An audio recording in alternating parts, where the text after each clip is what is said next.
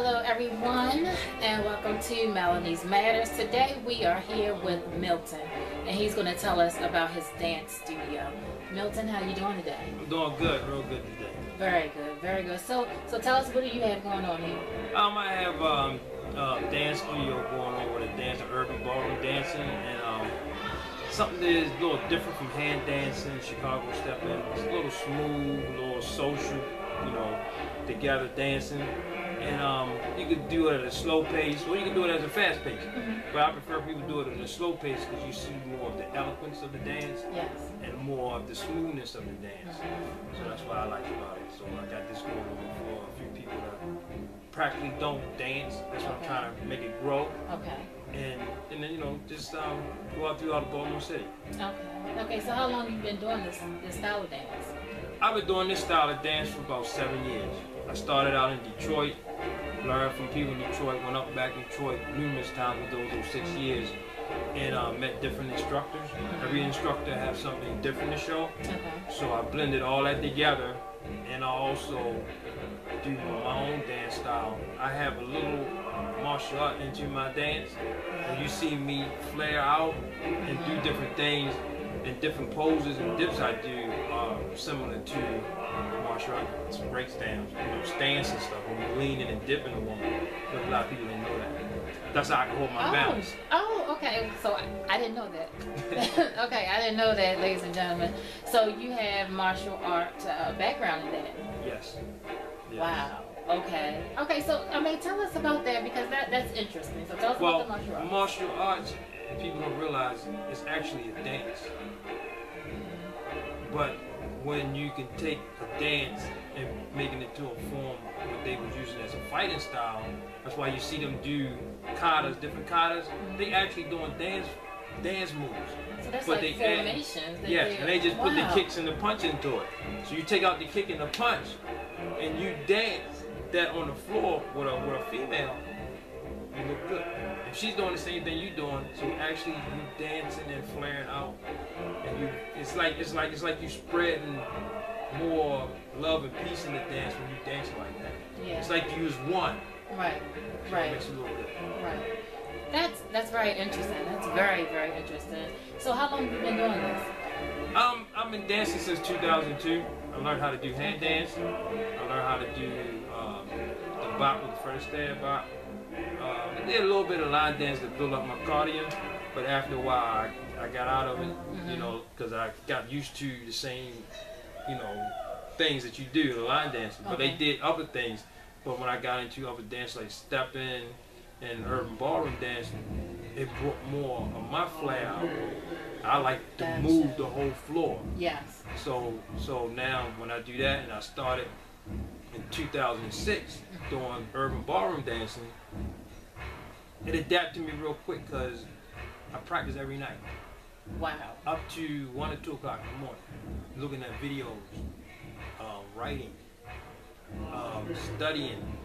When I go to work, I practice things while I'm at work because I'm in an open field when I'm working.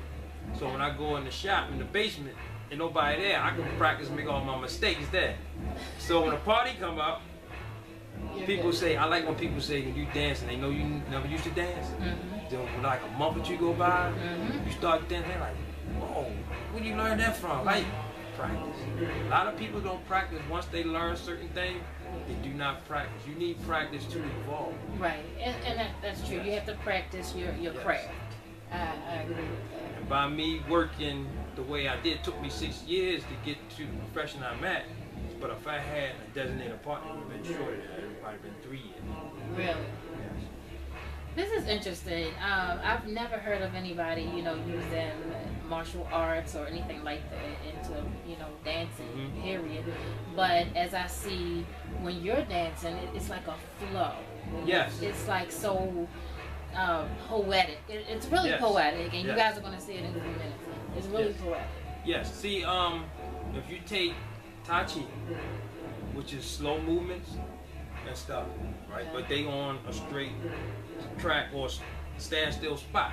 You take the movements of Tai Chi, you take the movements of Kung Fu, you know, Kung Fu when they do all the little movements and stuff with the hand, but there's no kicking.